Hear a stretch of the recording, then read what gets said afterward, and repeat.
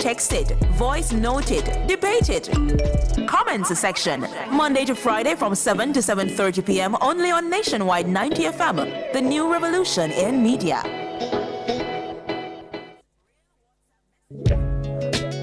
Do you have a consumer-related issue? Want to learn more about matters concerning you as a consumer? Well, keep it locked to Nationwide 90 FM for the Consumer Hour with me, Nora Gay Banton. Weekdays from 9 to 10 a.m. For all your consumer-centric matters, stay tuned to the Consumer Hour on Nationwide 90 FM, a revolution in media.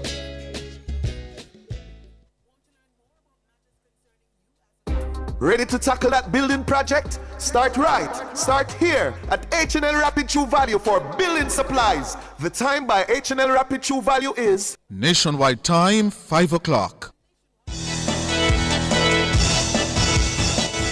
From the Nationwide News Network, comprehensive, incisive, tough. This is Nationwide at 5.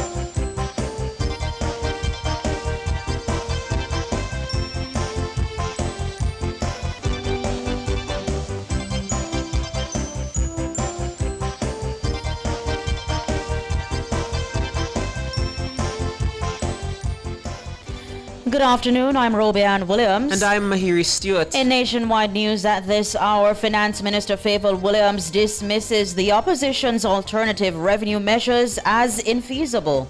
The maths is not mathsing. When you replace recurring revenue streams with debt. She says the PNP's revenue proposals will result in a sharp increase in the country's debt. The special consumption tax on drinks will be applied based on the sugar content. Julian Silvera's lawyer says his client may have been a victim of verbal abuse in his marriage. A taxi driver seen in a now viral video hurling expletives at one of his passengers has apologized. In news from the rest of the world, first of 3 ships with aid arrives in Havana as Cuba's crises deepen. Russia launches over 900 drones at Ukraine in largest attack since the war began. In sports, Ruto and Morgan give glimpse of high-profile Class 1 1500-meter showdown on opening day of Champs 2026. And later in our broadcast, in our cover story at 5:35, Finance Minister Favour Williams closed the budget debate in the House of Representatives. She says the government has decided to take a tiered approach to the SCT on sugary drinks following consultations with manufacturers. And because health has always been the underlying intent of the measure, we have redesigned the SCT to be based directly on sugar content. We'll be joined by a panel of analysts to assess the Finance Minister's presentation and the overall budget debate. At 7, it's the comments section with Shalois Michael and Mahiri Stewart this evening. They ask, are you concerned about the pace of social and moral decay in society? Give us your comments by logging on to our Facebook page, Nationwide News Network, and by tweeting us at Nationwide Radio, and message us on WhatsApp at 876-285-5693. You can also leave your comments on Instagram at Nationwide 90 FM. And at 8, it's Prescription for Life with Dr. Andre McDonald. All these and more as we take you home on air, on your mobile, Nationwide 90 FM, RevoNews.ai, and on the Revo News app. It's available on Google Play and the App Store. This Tuesday afternoon, it's Tuesday, March 24, 2026.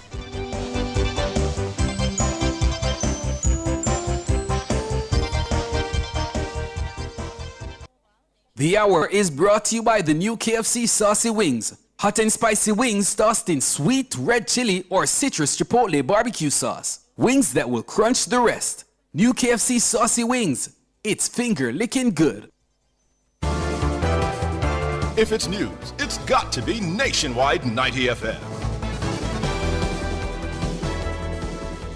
Now to the details. Infeasible. Finance Minister Favour Williams has dismissed the opposition's alternative revenue measures for the budget for the upcoming 2026-2027 fiscal year. The minister tackled key aspects of the proposals put forward by the opposition People's National Party, PNP, as she closed the budget debates on Tuesday. Minister Williams says if pursued, the opposition would force the country into another borrowing debt spiral. Siobhan Campbell tells us more. During his budget presentation 2 weeks prior, opposition spokesman on finance Julian Robinson provided an alternative method to fund the current budgetary needs outside of raising new taxes. This scheme, he said, would tap into additional tax compliance measures and attract remote foreign workers. He added this would also end the annual government drawdown of $11 billion from the National Housing Trust, NHT. But Finance Minister Favour Williams says this simply does not hold water. Madam Speaker, the maths is not mathsing.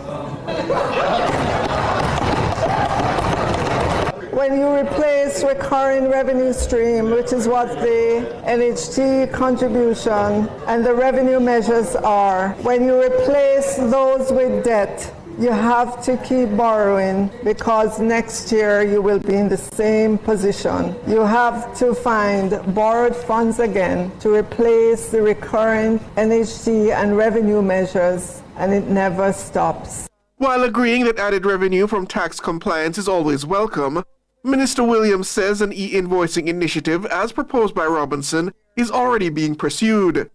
But she notes that implementing such a system would take years. According to Minister Williams, this would mean no $8 billion in revenue for the government in the short term. So we would be looking at fiscal year 2028-29 to begin to see a working e-invoicing system in Jamaica. Contrary to what the opposition spokesman on finance would have us believe, there are no revenues to be earned from e-invoicing that the opposition spokesman on finance could credibly include in the budget for this upcoming fiscal year. Or even the next fiscal year. Madam Speaker, it not go work. It not go work. She also challenged Robinson's proposed digital nomad program, which aims to attract foreign remote workers to Jamaican shores. She pointed out that the program has not proven to be the magic bullet for the other territories where it has already been implemented. Minister Williams similarly questioned the logic of pulling $1 billion from a growth-inducing entity such as the Factories Corporation of Jamaica, FCJ, potentially impairing its mandate. According to the Finance Minister, if the PNP's proposals were pursued, the country would be forced into years of additional borrowing. She says this is not a gamble the current administration is willing to take. We will not gamble with the future of our country.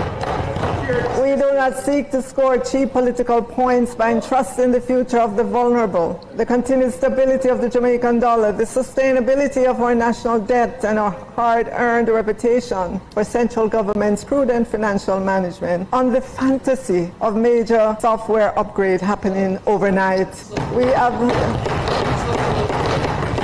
Madam Speaker, we have chosen the path of fiscal responsibility because it is the only credible path. Siobhan Campbell for Nationwide News. Meanwhile, Minister Williams says the proposals put forward by the opposition through PNP leader Mark Golding and Julian Robinson would cause the country's debt to climb sharply.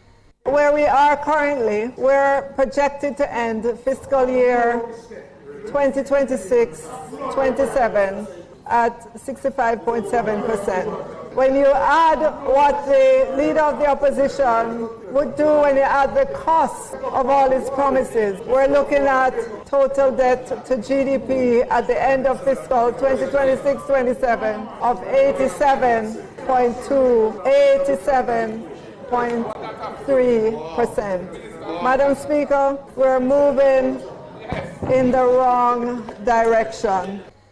Minister Williams says the current administration will not take the country back down the dark path the PNP wishes to place it on. Madam Speaker, this would be a return to profligacy, wanton spending, and using debt to fulfill promises. We know where this took us. We know where this took us during their administration. I don't know about you on that side, but over here we will not go back there. Favour Williams, Minister of Finance and the Public Service. The government has announced that the special consumption tax SCT to be added to sugary beverages in the next fiscal year will be based on the sugar content and not the volume of the drink. The changes were revealed by Finance Minister Favour Williams as she closed the budget debates in the House of Representatives on Tuesday. Mahiri Stewart has that story. Last month, the government announced that in the upcoming fiscal year, a special consumption tax SCT would be added to non-alcoholic sweetened beverages. The measure, cited by the government as an attempt to encourage healthier lifestyles, would have seen these drinks be taxed at 2 cents per milliliter. The SCT is projected to bring in $10 billion in revenue. But local manufacturers are against the tax. President of the Jamaica Manufacturers and Exporters Association, JMEA, Catherine Silvera, labeled it as an unfair burden on local beverage manufacturers. The opposition also rubbished the tax, instead proposing a removal of taxes on water to encourage healthy living. But as she closed the budget debate on Tuesday, Finance Minister Favour Williams announced that following dialogue with stakeholders, the tax will now be applied based on the sugar content. A volumetric tax is straightforward to calculate, to collect, and to verify. However, stakeholders pointed out, and we agreed, that a flat volume-based tax does not vary by sugar content and therefore does not distinguish between a low sugar and a high sugar product. We took that concern seriously, and because health has always been the underlying intent of the measure, we have redesigned the SCT to be based directly on sugar content rather than on the volume of the beverage. She explained the rate at which the tax would be added to drinks. She also announced a delay in the implementation of the tax. This is to allow all stakeholders to properly prepare. The special consumption tax on non-alcoholic sweetened beverage will therefore be levied at a rate of 22 cents per gram of added sugar rather than on the volume of the beverage. Madam Speaker, this change will require some lead time for manufacturers, importers, and our tax administration to prepare. As a result, the SCT will go into effect on May 1, 2026 instead of April 1, as previously announced. Minister Williams sought to remind local manufacturers that the goal of the tax is to create healthier products for the public. We will continue a structured dialogue with both the beverage industry and with health professionals on how this measure can be strengthened and improved over time. To manufacturers and importers, the message is straightforward. Reduce the sugar in your products and the tax burden falls. The government is not seeking to harm a sector that employs thousands of Jamaicans. We're changing the incentive structure, and we believe the industry is fully capable of responding to it. Mahiri Stewart for Nationwide News. To other news now, the attorney for convicted killer Julian Silvera says his client may have been a victim of verbal abuse in his marriage. King's Counsel Peter Champagne made the claim on Nationwide's The Point Is with George Davis on Monday. According to him, society often overlooks the silent struggles of men in troubled relationships.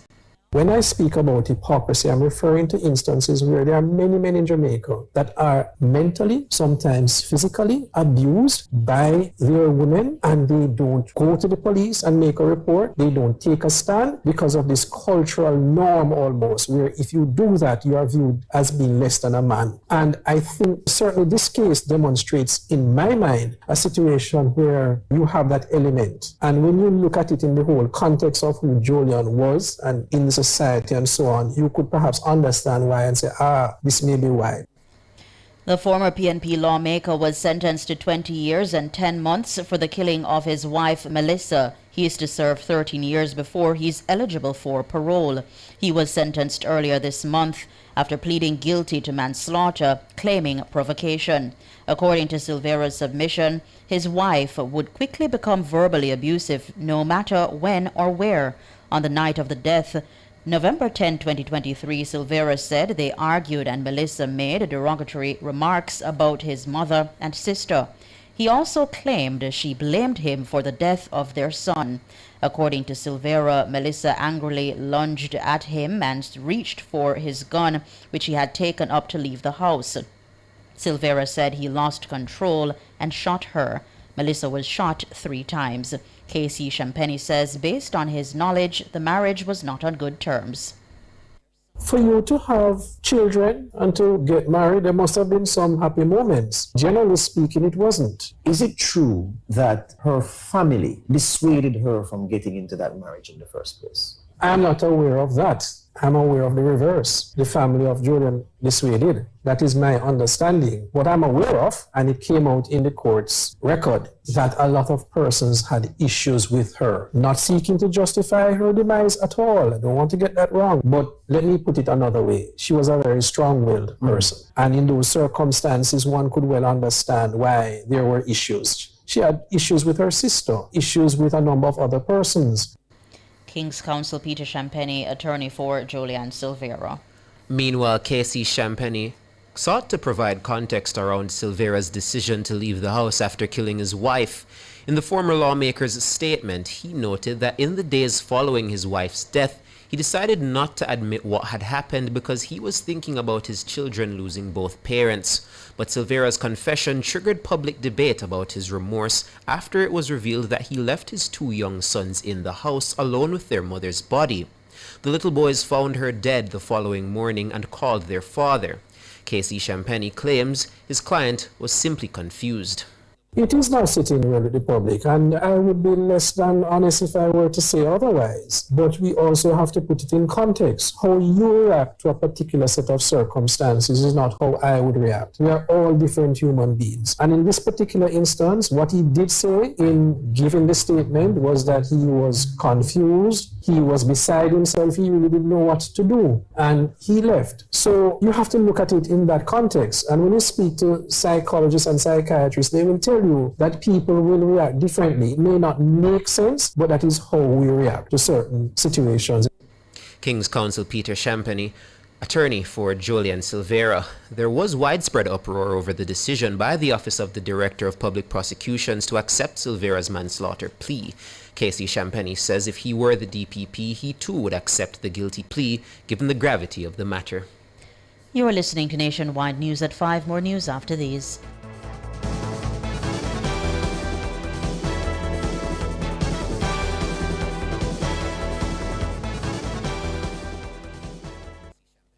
You're listening to Nationwide 90 FM. The time is 5:17. 1, 2, 3, boom, green light. You mean red light? Green light. Everything easy and instant when you click the chatbot icon on the CNWJ Credit Union webpage. Say what? Just become a member of CNWJ Credit Union. You can save, make deposits, and get loans. Speaking of loans, once you become a member, you can instantly apply for a loan right there online and have the cash in your hand within 24 hours. We are chatbot. No, chatbot. Conditions apply. CNWJ Credit Union. Discover the benefits of belonging. Looking for us on YouTube? Don't worry, we're still here. You can continue watching our live streams on Nationwide 90 FM Live. That's Nationwide 90 FM in all caps LIVE. We appreciate your patience and continued support during this time. Stay tuned for further updates as we work to restore our regular streaming. Continuing the news, Minister of Water Matthew Samuda says the recently implemented water restrictions are necessary to stabilize the country's non-revenue water rate. Non-revenue water rate refers to water that is lost from the pipeline before it reaches the customer. Minister Samuda addressed the issue on Cliff Hughes Online on Tuesday. There is no debate that we do have leakage in the system. That's something that the Water Commission must confront. And if we're to be seen as successful, the NRW rate cannot be in the 70s in 10 years with the changing climate and with the issue that we expect to happen or to be as a result of environmental factors. So there is leakage. We can investigate in that particular area. But the lock-offs would be far worse if we hadn't done the NRW work over the last 10 years. And the next 10 years for the Water Commission has to be marked with significant reductions in leaks, and there will be some dislocation and discomfort effort while we fix those. But it is important to national stability if we're to manage the changing climate. The water restrictions took effect on Monday. They're being implemented despite recent heavy rainfall in the corporate area. According to the National Water Commission, NWC, the lockoffs will impact customers served by the Constant Spring Water System. The NWC says the decision is necessary to ensure equitable distribution and maintain service continuity amid reduced inflows. Under the measure, water will be supplied on a 12-hour alternating schedule, responding to complaints of the restrictions notice. Samuda says the ministry will work to improve its communications on water lockoffs. I suppose government agencies can always improve their communication and interaction with the public. We do make public pronouncements and send out press releases several times daily. Do we need to improve? Based on your comments, I would take it that we do. And I will look at the particular communication mechanisms that we're using to ensure that it's at its optimum. Not particularly expensive, but certainly in a manner that gives citizens in areas as much information to plan as possible. That's Matthew Samuda, Minister of Water. World in a Minute is brought to you by ABC Electrical Sales. We make things as easy as ABC. Hose assembly and supply, equipping Jamaica for success. And Charles O'Connor Consulting Network, COCN, driven by international accounting standards, modern technology and integrity. The World in a Minute. A ship bringing humanitarian aid to Cuba arrived in Havana on Tuesday loaded with solar panels, bicycles, food and medicine as the island's economic and energy crises deepen. Some 30 people were aboard the first of 3 ships expected to arrive in Cuba as it grapples with severe blackouts, a crumbling power grid and a U.S. energy blockade. The ship departed Mexico last week and 2 others are heading to Cuba. The flotilla is part of a caravan called Our America Convoy to Cuba, with more than 650 participants from 33 countries who arrived on the island last weekend with tons of aid and were received by President Miguel Diaz-Canel. Visitors included British parliamentarian Jeremy Corbyn, Colombian Senator Clara Lopez, Spanish politician Pablo Iglesias, and U.S. Labor leader Chris Smalls. The energy embargo imposed by U.S. President Donald Trump in late January to bring pressure for a change in the island's political model has compounded 5 years of profound economic crisis. Russia has launched the largest aerial attack on Ukraine over a 24-hour period since the war began. The attack has impacted cities across the country, with Russia firing 948 drones. More than 400 drones were fired on Tuesday afternoon alone in an unusual daytime attack which killed and injured many across western Ukraine. Those strikes came hours after a heavy overnight attack left at least 5 people dead. Russia also launched 23 cruise missiles and 7 ballistic missiles at Ukraine during the night, hitting at least 10 locations across the country.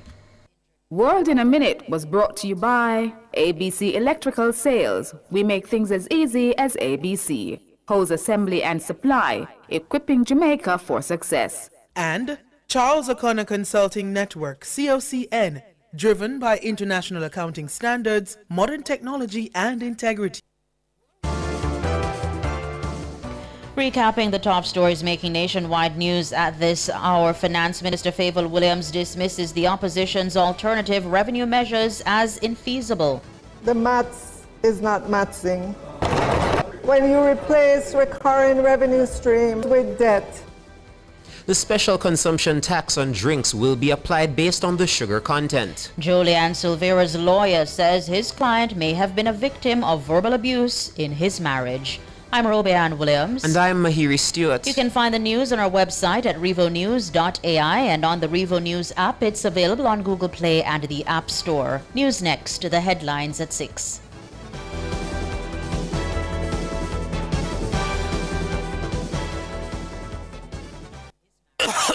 Ew! Baby, you sick? Drink this. Strong back tonic wine. Oh, baby, you look like you want to sort out. You think that's all Trangback good for? This delicious tonic wine has natural ingredients like Busy, Medina, Moringa, and more to strengthen your body so you can fight off anything, including viruses, where it sound like you, Ketch. Available island-wide, all foreign. Order at 876-788-9803 or IG at Trangback TW. Trangback. Straighten your back for make the attack. It's hard-hitting. It's riveting. It's the much-talked-about cover story during Nationwide at 5. Here Cliff Hughes get to the heart of the story of the day. Cover story aired 5:30 weekdays during Nationwide at 5. Nationwide at 5. Talk radio at its best. Cover story.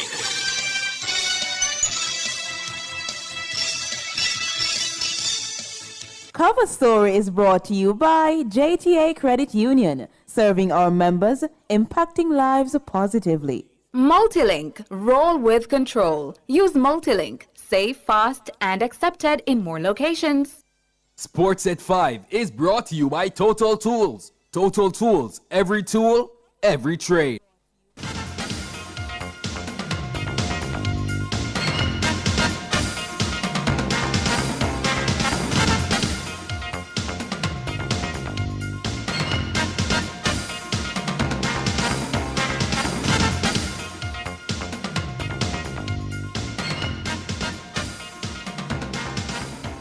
Hello, good afternoon, and welcome to Sports here on Nationwide 90 FM. I'm Wayne Walker. The Issa Grace Kennedy Boys and Girls Athletics Championships is now well into the evening session on day number 1 at the National Stadium. The highlights so far on the opening day, a glimpse of what's to come in the 1500 meters Class 1 boys. The Kingston College star, Nahashon Ruto, and Joel Morgan of Edwin Allen, they were drawn in the same first round heat this morning, and they came back to the line almost together, and they were very, very impressive. Ruto won in 4 minutes 07.07 seconds. Morgan came back in 4 minutes 07.98. The Noya Scott of Alpha sizzled in the girls class 3 event. She had the quickest time going into the semifinals. She logged 4 minutes 55.55 seconds, and she was just one of 2 girls below 5 minutes this morning in the event. Shanoya Palmer of St. Diego High School was the other one in 4 minutes 56.73 seconds. As we look at some of the other results, the defending champion out of Edwin Allen in class 3, Anika Lowe, she failed to get into the final. In fact, she finished 13th overall. Her time of 5 minutes 12.11 just wasn't enough. Ken Anderson of the Queen's School set the standards for all. She blazed to 5 minutes 07.00 seconds. The 100 meters are currently taking center stage in the afternoon into the evening session. Kimonique Edwards of Kingston College, he clocked 11.06 seconds. So far, he is the fastest amongst the qualifiers going into the semi-final scheduled for late Wednesday afternoon. Azaria Harris of Alpha was the fastest amongst the class 3 girls. She logged 11.67 seconds. Brianna Gray of Excelsior High School has the fastest time amongst the class 4 girls. She did 12.27 seconds. And Gianna Murray out of Mount Alvernia High School, 11.66. She has the fastest time amongst the class 2 girls going into the semifinals on Wednesday. Still to come, the class 2 boys and the sizzling class 1 boys, where the finalists should be really, really humming. Canada's former Olympic champion Don Bailey believes that the Jamaican sprint star Elaine Thompson-Hera is approaching her best form. Thompson-Hera won the 200 meters in 22.61 seconds at Velocity Fest this past weekend, and Bailey is happy with what he's seen so far. You saw the old Elaine back to her old self, right? And so flowing down the track, shifting gears, relaxing, coming off, smiling, talking to the journalists. You know, I mean, again, I think her reemergence it's been incredible.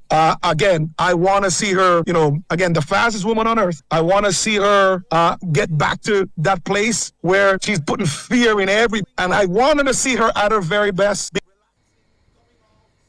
That's a former world record holder, Don Bailey, out of Canada, and he was talking to Leighton Levy on the Mr. Analyst podcast If you have a chance to listen to Leighton on that podcast, please do. Now, members of Jamaica's national senior men's football team, they're currently at a training session, their first one since arriving in Mexico ahead of a crucial FIFA Interconfed World Cup playoff against New Caledonia on Thursday. Mark this time down. The game is at 9 o'clock Jamaica time at the PM. The team landed in Guadalajara at minutes to 10 on Monday night. You're seeing pictures there of them disembarking the bus. And of course, they were joined by Leon Bailey, Ronaldo Cephas, and Isaac Hayden, who all flew in from Europe. The players spent most of Tuesday recovering and meeting with the senior staff members. And among those looking for their first cap is a Coventry City man, Ephron Mason Clark, one of 3 players in the squad who are called up for the first time. Mason Clark, who is on the verge of Premiership promotion in England, says he's very much aware of the task awaiting the national team and he's ready to play his part. What's at stake at the moment? So for me personally, whenever I'm needed, I'm just wanna be able to give 100% and help the national team as much as I can. Mason Clark, whose grandparents are Jamaicans, says it was a very, very good moment when he received his Jamaican passport. It's a tough process, but everything in due time, and I'm happy it kind of went like this way. Speaking to a lot of people that have either played or are playing for the national team has kind of helped me just be kind of confident when coming to Jamaica. So it's been a long journey, but a positive journey. The winner of the Jamaica-New Caledonia clash will take on Democratic Republic of Congo 5 days later for a place at the 2026 FIFA World Cup to be co-hosted by the USA, Canada, and Mexico. And if Jamaica gets through to the World Cup, they will play in Group K. That was drawn in December, and they'll play alongside Portugal, Colombia, and Uzbekistan. The group will be based in Houston, Texas. Still with football, and this is our final story, I think so, yeah. Liverpool forward Mohamed Salah has announced that he'll be leaving the club at the end of the season. That's literally another month and a half. The 33-year-old Egyptian star who joined Liverpool from the Italian Serie A giants AS Roma in June of 2017 confirmed the news in a video message on his social media account on Tuesday. I never imagined how deeply this club, this city, these people would become part of my life. Liverpool is not just a football club. It's a passion, it's a history, it's a spirit I can't explain in a word. To anyone not part of this club, we celebrated victory, we won the most important trophies, and we fought together through the hardest time in our life.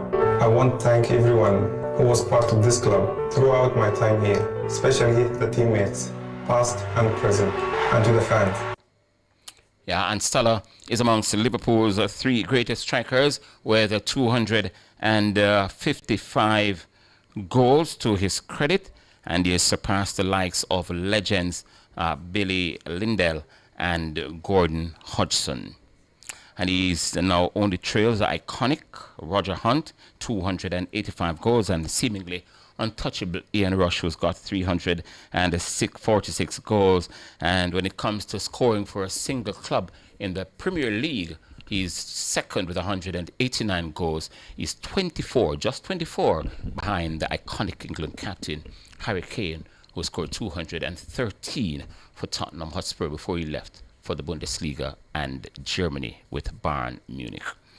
And that will be for sports at the moment. We're going to be back with more, though, at 6:05 this evening. Adric Swaby will be your presenter then.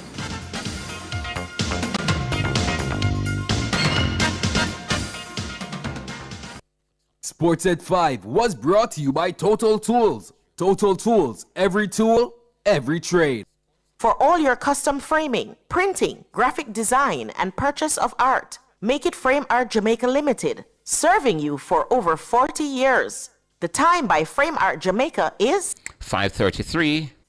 Remember the first time, the first glance, the first touch. This Easter weekend, rediscover that feeling at Couples Resorts. Escape to a couples-only all-inclusive paradise with gourmet dine-in, premium cocktails, and unforgettable ocean views, all included.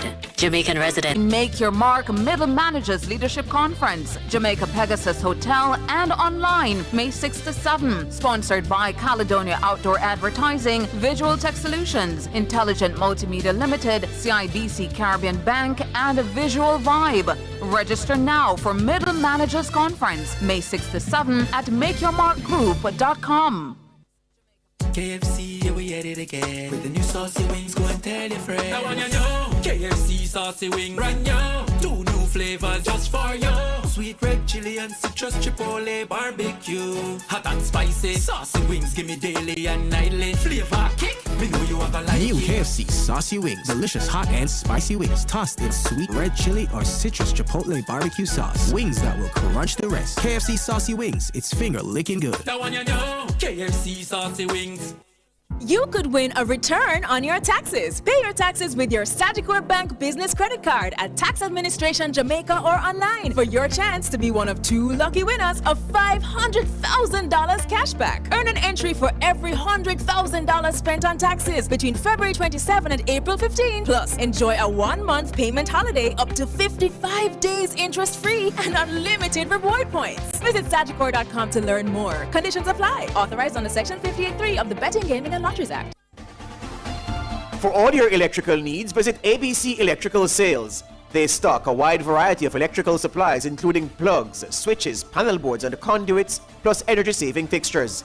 ABC Electrical Sales stocks brands like GE, Siemens, Philips, Cutler Hammer and Allen Bradley. They also offer free island-wide delivery just to suit your needs.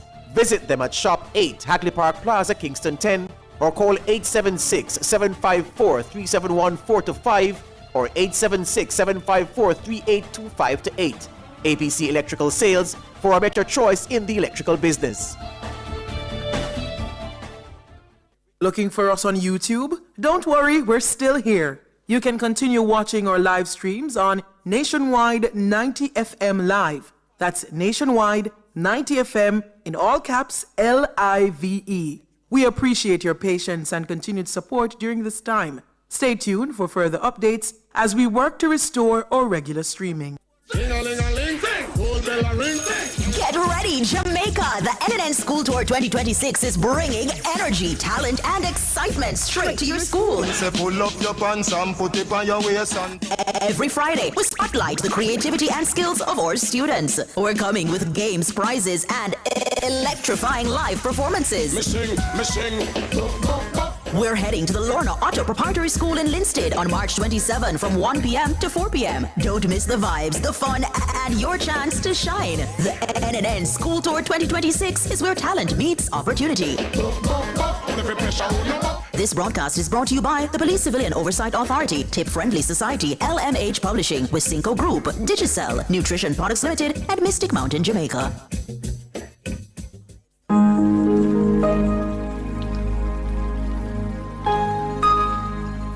Hi there.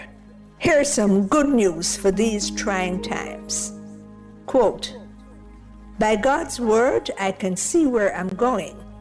They throw a beam of light on my dark path." Unquote. Psalm 119, verse 105. Listen for God's word weekdays at 5:45 a.m. and 12:55 p.m. through Oasis. Stop by for a refreshing drink and share a God perspective for the day. Oasis, weekdays 5:45 a.m. and 12:55 p.m. right here on Nationwide, a revolution in media. The rebroadcast of the Oasis can be heard weekdays at 5:45 a.m. Do you have a consumer-related issue? Want to learn more about matters concerning you as a consumer? Well, keep it locked to Nationwide 90 FM for the Consumer Hour with me, Nora Gay Banton, weekdays from 9 to 10 a.m. For all your consumer-centric matters, stay tuned to the Consumer Hour on Nationwide 90 FM, a revolution in media. The Small Business Association of Jamaica invites you to a public meeting in celebration of World Sustainable Procurement Day. And guess what? Nationwide 90 FM will be there too, happening March 26 at 1 p.m. at the Exim Bank Conference Room, 85 Hope Road. Learn how small business owners can access government contracts. Hear from the Public Procurement Commission, the Ministry of Finance and the Public Service, and the Ministry of Industry, Investment and Commerce. Gain key insights into the PPC supplier registration, procurement compliance, and the Development Bank of Jamaica financing. Tune in to Nationwide 90 FM, March 26th from 1 p.m. to 3 p.m. It's World Sustainable Procurement Day. Catch the live stream on our YouTube channel at Nationwide 90 FM Live 2, or keep your station locked to Nationwide 90 FM, the new revolution in media. This broadcast is brought to you by the Public Procurement Commission, your procurement partner. Every day, Jamaicans have something to say. In the group chats, on social media, in the streets, there's a place where it all comes together. The comment section. This is not a lecture. This is not a call-in show. This is the hottest topics of the day, filtered through real opinions, real WhatsApp messages, real voice notes, real reactions. You agree, disagree, sound off, text it, voice note it, debate it. Comments section, Monday to Friday from 7 to 7:30 p.m. only on Nationwide 90 FM, the new revolution in media.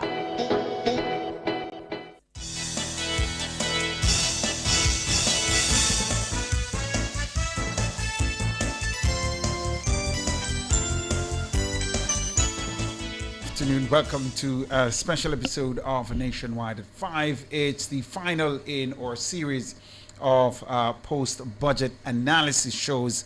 I'm Tyrone Reid. And I'm Siobhan Campbell. And top of the afternoon to you, Sir Siobhan. It's a good afternoon to you as well, Tyrone. And of course, we welcome those who are over there on our YouTube channel as well. Now, we want to turn our attention to the Finance Minister's closing of the budget debate in Parliament this afternoon.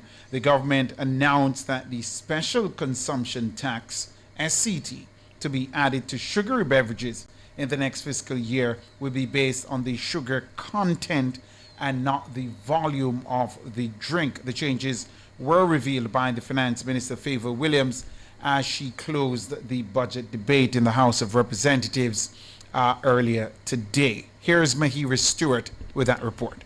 Last month, the government announced that in the upcoming fiscal year, a special consumption tax, SCT, would be added to non-alcoholic sweetened beverages. The measure, cited by the government as an attempt to encourage healthier lifestyles, would have seen these drinks be taxed at 2 cents per milliliter. The SCT is projected to bring in $10 billion in revenue. But local manufacturers are against the tax. President of the Jamaica Manufacturers and Exporters Association, JMEA, Catherine Silvera, labeled it as an unfair burden on local beverage manufacturers. The opposition also rubbished the tax, instead proposing a removal of taxes on water to encourage healthy living. But as she closed the budget debate on Tuesday, Finance Minister Favour Williams announced that following dialogue with stakeholders, the tax will now be applied based on the sugar content.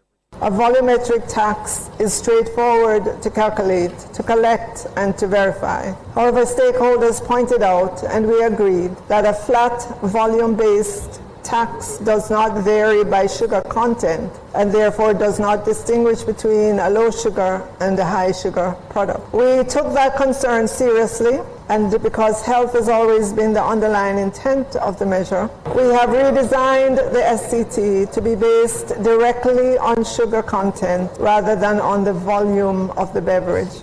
She explained the rate at which the tax would be added to drinks. She also announced a delay in the implementation of the tax. This is to allow all stakeholders to properly prepare. The special consumption tax on non-alcoholic sweetened beverage will therefore be levied at a rate of 22 cents per gram of added sugar rather than on the volume of the beverage. Madam Speaker, this change will require some lead time for manufacturers, importers, and our tax administration to prepare. As a result, the SCT will go into effect on May 1, 2026 instead of April 1, as previously announced.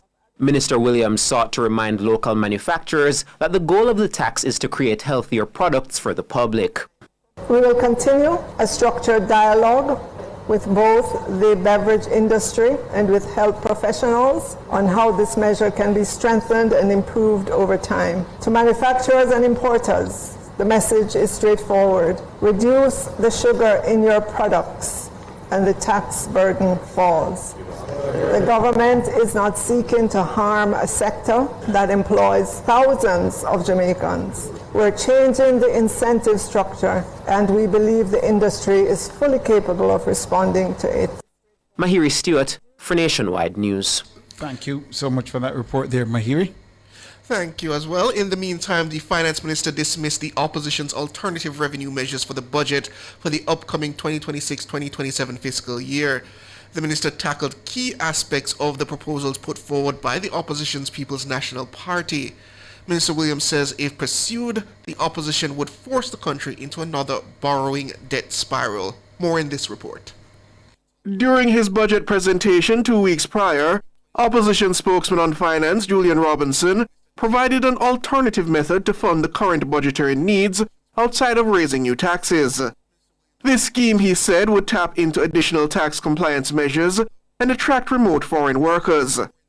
He added this would also end the annual government drawdown of $11 billion from the National Housing Trust, NHT. But Finance Minister Favour Williams says this simply does not hold water. Madam Speaker, the maths is not mathsing. When you replace recurring revenue stream, which is what the NHT contribution and the revenue measures are, when you replace those with debt, you have to keep borrowing because next year you will be in the same position. You have to find borrowed funds again to replace the recurring NHT and revenue measures, and it never stops. While agreeing that added revenue from tax compliance is always welcome, Minister Williams says an e-invoicing initiative, as proposed by Robinson, is already being pursued. But she notes that implementing such a system would take years. According to Minister Williams, this would mean no $8 billion in revenue for the government in the short term. So we would be looking at fiscal year 2028-29 to begin to see a working e-invoicing system in Jamaica. Contrary to what the opposition spokesman on finance would have us believe, there are no revenues to be earned from e-invoicing that the opposition spokesman on finance could credibly include in the budget for this upcoming fiscal year. Or even the next fiscal year. Madam Speaker, it not go work. She also challenged Robinson's proposed digital nomad program, which aims to attract foreign remote workers to Jamaican shores. She pointed out that the program has not proven to be the magic bullet for the other territories where it has already been implemented. Minister Williams similarly questioned the logic of pulling $1 billion from a growth-inducing entity such as the Factories Corporation of Jamaica, FCJ, potentially impairing its mandate. According to the Finance Minister, if the PNP's proposals were pursued, the country would be forced into years of additional borrowing. She says this is not a gamble the current administration is willing to take. We will not gamble with the future of our country. We do not seek to score cheap political points by entrusting the future of the vulnerable, the continued stability of the Jamaican dollar, the sustainability of our national debt, and our hard-earned reputation for central government's prudent financial management on the fantasy of major software upgrade happening overnight. Madam Speaker, we have chosen the path of fiscal responsibility because it is the only credible path. Siobhan Campbell for Nationwide News. Thank you so much for that report there, Siobhan. Of course, we have an eminent panel lined up for you to get some reactions to the Minister of Finance's closing of the budget debate. But we'll take the break right here, and then we'll tell you those who you'll be hearing from right after these.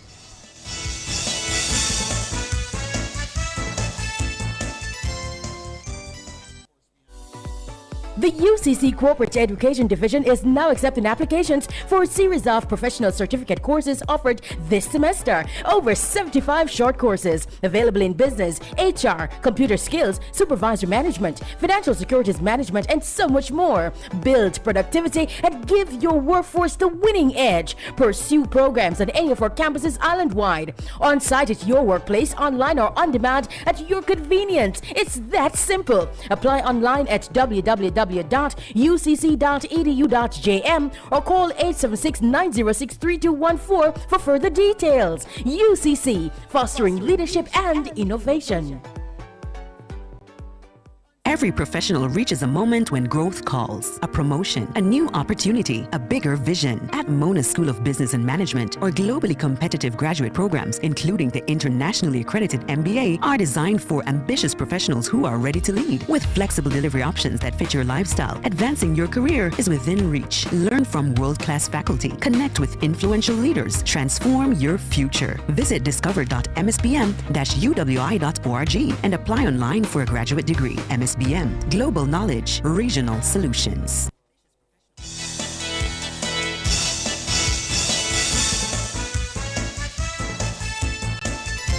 Welcome back, listeners. It is Nationwide at 5, and we are now into our last stretch and the closing of the budget debate this afternoon in the House of Representatives. Favour Williams, they're closing out the proceedings, challenging many of the positions put forward by the opposition spokesperson on finance as well as the opposition leader.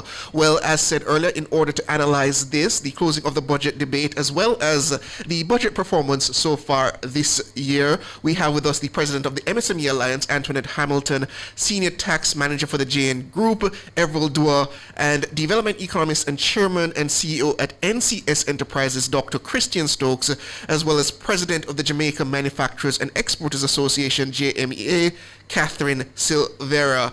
And I want to start with you, Catherine Silvera. The minister made some announcements there about changes to the proposed way that the tax, the SCT on sugary beverages will be implemented, as well as a delay in its implementation. What say you to those announcements? Good evening, Siobhan, and good evening, everyone. I think that we are happy to hear the minister announce those measures today. We would have been having dialogue with her as well as the Ministry of Health leading up to the closing budget. And while it is not exactly what we would like to see, because we would like to see a tiered approach, we understand the fact that the government does need to attain revenues in this current financial year or the year coming up, and so it's an interim measure, and we remain committed to working with both Ministry of Finance and Ministry of Health to come to a compromise for both industry and government.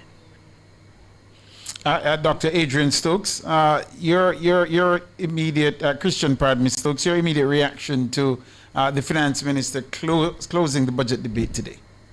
All right, thank you very much, and thanks for making the correction. And I have a great deal of respect for Adrian, and but we're different folks. So two things. I think the moment that Mr. Robinson made his budget presentation, he left his, to use a boxing metaphor, he left his chin exposed, because a credible case could not be made that those revenue initiatives could be done in time for April 1st, right? So I think that section of the criticism was detailed, justified, and well done. On the other hand, I think the criticism of the leader of the opposition, Mark Golding's presentation, was a little bit disingenuous, because I think he spoke in the context of development over a number of years, not that he would, get the $77 billion Monday morning, or that he would do all of these programs during the fiscal year. So that was a little disingenuous. However, the point that we went through a budget debate, and frankly, the proposals made by the opposition in how they would finance the budget were really not realistic. And I think that's something that they need to work on going forward. I think where we are now sets us up well for, and she made an important point, because it is the JLP that has said, no new taxes, no new taxes.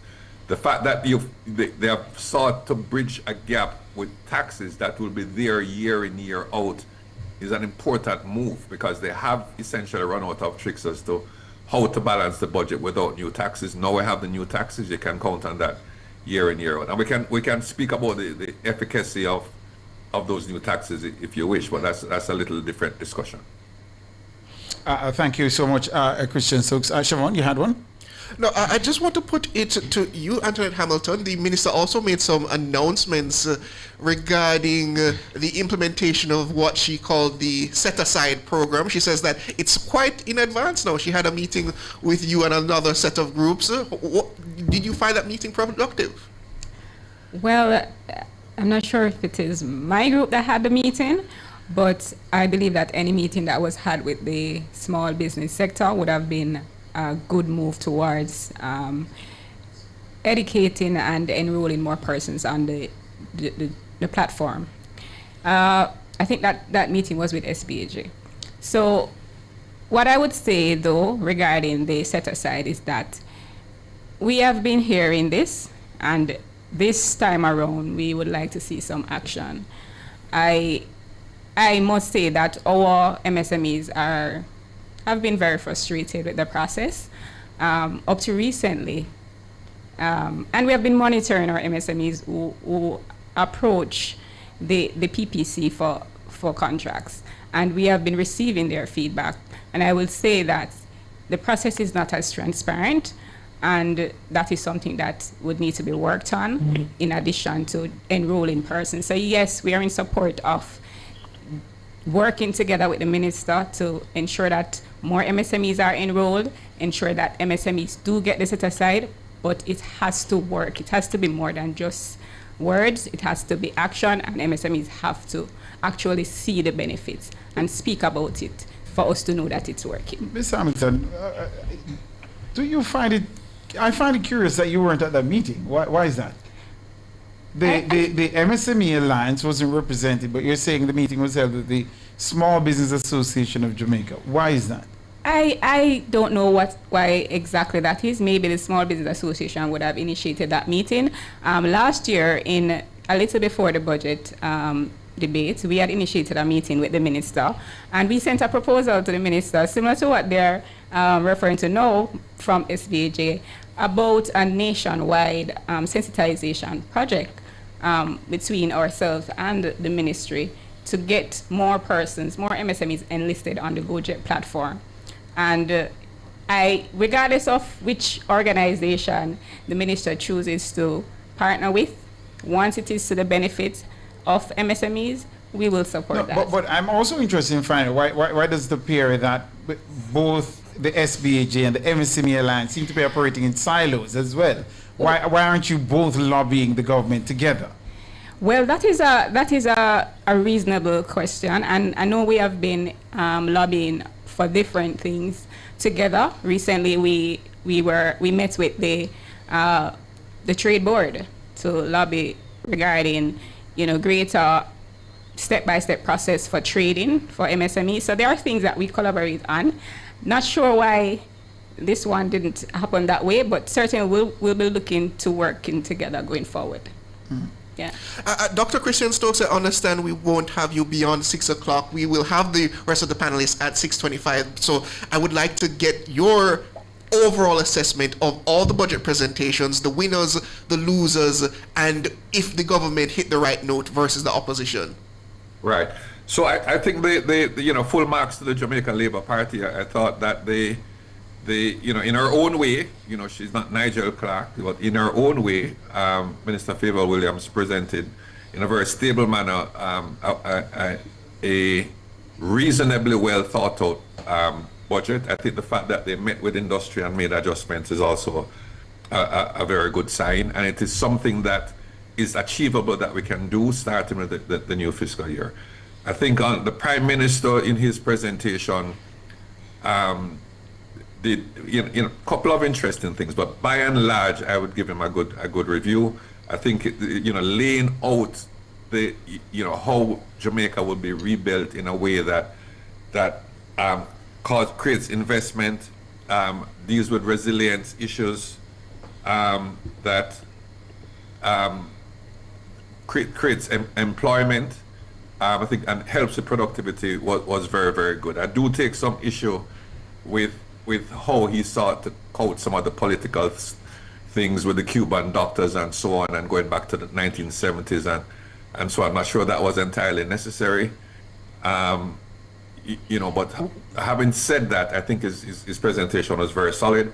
On the opposition leaders' side, I think he did a very good job in repositioning the People's National Party's place in the politics of Jamaica, repositioning it as a party of the people, concerned about the people and the defenders of the people, which I thought was important. Dr. Stokes, why not go back to the 70s? I wanted to... Well, I don't want to spend a lot of time on it, but just the idea... That's when the program started, so why not go back? Yeah, the context was that he's not going to kick the pricks, right? He's not going to upset the United States. It doesn't make sense to upset the Trump administration. They could squash if they want, so they don't want the Cuban doctors here. That's what you got from the Prime Minister's presentation? That No. Hold on. Right? But he said that in his judgment, right, going against that flow, the powers that be, and let's be honest about it. I know a case was made and an argument was made. But it's coming from pressure from the United States, if you want to be honest about it, right? Clearly the U.S. was applying pressure, right? That's a given, yes. All right, so going back now to the 1972, because people have been saying, Manley wouldn't have done it and Manley would have stood on his feet and so on and so forth. It's disingenuous in that at that point with a bipolar world, there is something to be said for a voice that would stand up and push back, and without a president like Trump in the White House, who would make the case would be vindictive. Well, unfortunately, that was not the case. That's the first thing. The second thing is, let us bear in mind that let us look back at the history of all our national heroes. Paul Bogley could have said, "I'm staying in St. Thomas. I'm not going to march to Spanish Town, because if I march, they're going to kill me, and I don't want anybody to kill me." Same thing could be said about William Gordon, right? Marcus Garvey could have said, "I'm going to stay in Kingston and print brochures and not seek to change the world because they're going to kill me." So there is a sentiment in Jamaican history, and all our heroes have stood up to bullies and oppressors. All right? You're saying the Prime Minister should do likewise. That's your sentiment. I'm saying that he has sought to make the case that there is a sensible case to be made that if we do this, it's going to cost us, and we are not willing to make that. So I'm asking you. We're out of time, but I was just asking you. Are you saying the Prime Minister should have done otherwise? I'm asking you pointedly. No. I am saying that he should have made that case and it would have held up. But in making that case, I think an error was made in denigrating those who stood up for Jamaicans and for vast swaths of the third world. We'll have to leave it there. We're out of time. But thank you so very much to Dr. Christian Stokes, who has to leave us. We appreciate you making the time, Dr. Stokes. Thank you so much. He's a development economist and chairman and CEO at NCS Enterprises. We're going to bring the initial aspect of our conversation, looking at the closing of the budget debate, to a close here, and then we'll rejoin you at around 6:25. All right? See you then.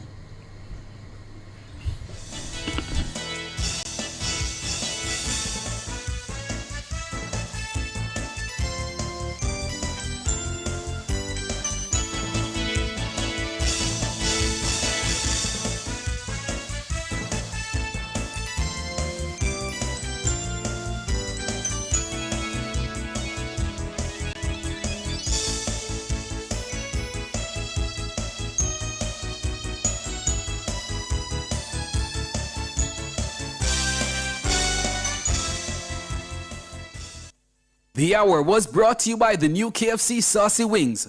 Hot and spicy wings tossed in sweet red chili or citrus chipotle barbecue sauce. Wings that will crunch the rest. New KFC Saucy Wings. It's finger licking good. The time brought to you by Guardian Life. Live secure, live easy is 3 minutes after 6. Nationwide headlines at 6. Good evening with the headlines at 6. I'm Norige Banton. Finance Minister Favour Williams has dismissed the opposition's alternative revenue measures for the budget for the upcoming 2026-2027 fiscal year. The minister tackled key aspects of the proposals put forward by the opposition People's National Party, PNP, as she closed the budget debates on Tuesday. Minister Williams says if pursued, the opposition would force the country into another borrowing debt spiral. Madam Speaker, the maths is not mathsing. When you replace recurring revenue stream, which is what the NHT contribution and the revenue measures are, when you replace those with debt, you have to keep borrowing because next year you will be in the same position. You have to find borrowed funds again to replace the recurring NHT and revenue measures, and it never stops. While agreeing that added revenue from tax compliance is always welcome, Minister Williams says an e-invoicing initiative as proposed by Robinson is already being pursued.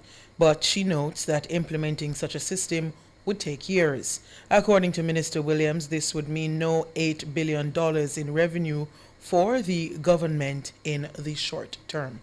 So we would be looking at fiscal year 2028-29 to begin to see a working e-invoicing system in Jamaica. Contrary to what the opposition spokesman on finance would have us believe, there are no revenues to be earned from e-invoicing that the opposition spokesman on finance could credibly include in the budget for this upcoming fiscal year. Or even the next fiscal year. Madam Speaker, it not go work. It not go work. Finance Minister Favour Williams. The government has announced that the special consumption tax SCT to be added to sugary beverages in the next fiscal year will be based on the sugar content and not the volume of the drink. The changes were revealed by Finance Minister Favour Williams as she closed the budget debate in the House of Representatives on Tuesday. A volumetric tax is straightforward to calculate, to collect, and to verify. However, stakeholders pointed out, and we agreed, that a flat volume-based tax does not vary by sugar content and therefore does not distinguish between a low sugar and a high sugar product. We took that concern seriously, and because health has always been the underlying intent of the measure, we have redesigned the SCT to be based directly on sugar content rather than on the volume of the beverage. She explained the rate at which the tax would be added to drinks. She also announced a delay in the implementation of the tax. This is to allow all stakeholders to properly prepare. The special consumption tax on non-alcoholic sweetened beverage will therefore be levied at a rate of 22 cents per gram of added sugar rather than on the volume of the beverage. Madam Speaker, this change will require some lead time for manufacturers, importers, and our tax administration to prepare. As a result, the SCT will go into effect on May 1, 2026 instead of April 1, as previously announced. Finance Minister Favour Williams. A taxi driver seen in a now viral video hurling expletives at one of his passengers has apologized. The driver, Christopher Morgan, issued the apology while speaking on Cliffviews Online on Tuesday. Kalisa Wright reports. In the viral video being circulated on TikTok, the taxi driver and the passenger had a tense exchange after the commuter asked for the music being played in the vehicle to be turned off.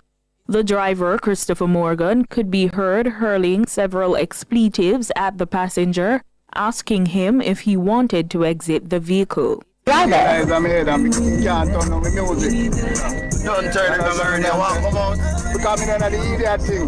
Well, who is the idiot thing? I'm not driving them in conjunction with them bag of lies. I'm driving a silence. That's why I'm not driving, drive on me. Don't drive, I don't know, you know. JUTC play music.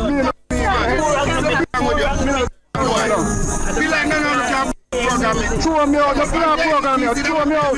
Hear me. You come in here, come find problem and fault.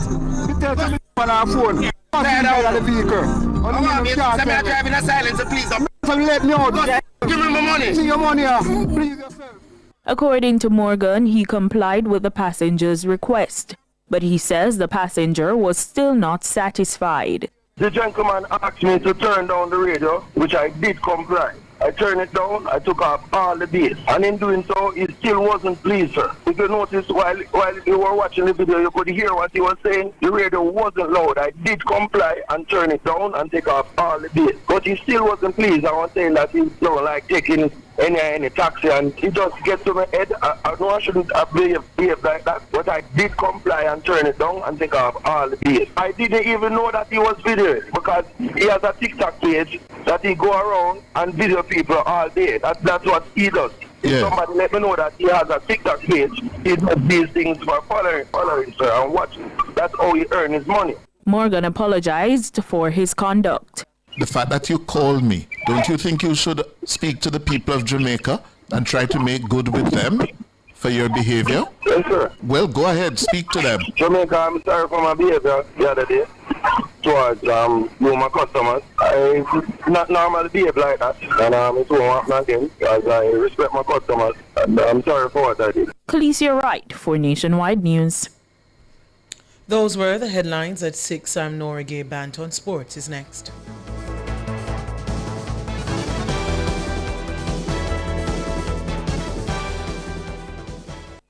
Ready to upgrade your drive? Hyundai and Scotiabank are making it easier for you. Right now, you can drive away in a brand new Hyundai with an interest rate as low as 4.99%. Low interest rate, zero processing fees, and 1 year free insurance with Scotia Protect. Whether it's the compact Hyundai Venue, the bold Palisade, the stylish Tucson, or the dynamic Creta, Hyundai has the perfect vehicle waiting for you. So visit our showrooms at 7 Oxford Road, Kingston, or Providence Drive, Montego Bay, and get behind the wheel of a brand new Hyundai. Hyundai Jamaica. Because of you, conditions apply.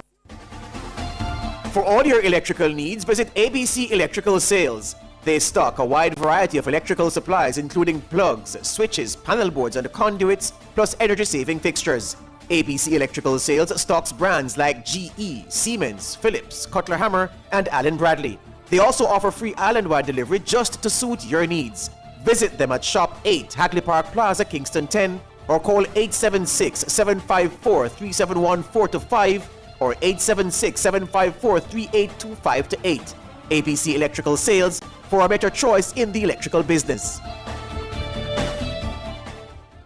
Looking for us on YouTube? Don't worry, we're still here. You can continue watching our live streams on Nationwide 90 FM Live. That's Nationwide 90 FM in all caps LIVE. We appreciate your patience and continued support during this time. Stay tuned for further updates as we work to restore our regular streaming. Upgrade your drive with Hyundai and Scotiabank. 4.99% interest, zero fees, and 1 year insurance free. Choose from the Hyundai Venue, Palisade, Tucson, or Creta. Visit Kingston or Montego Bay showrooms. The temperature by Hyundai is 30 degrees Celsius in City Kingston and 27 in Montego Bay.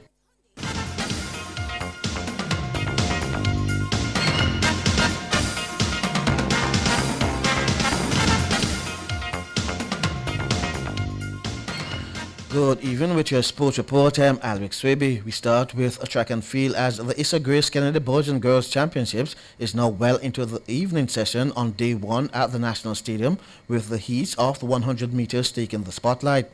The highlight so far on the opening day came in the Class 1 boys 1500 meters, where Kingston College's Nishan Wooter and Joel Morgan of Edwin Allen, joined in the same first round heat, came to the line together to log the fastest times going into the semifinals, with Wooter winning in 4 minutes 07.97 seconds to Morgan's 4 minutes 07.98.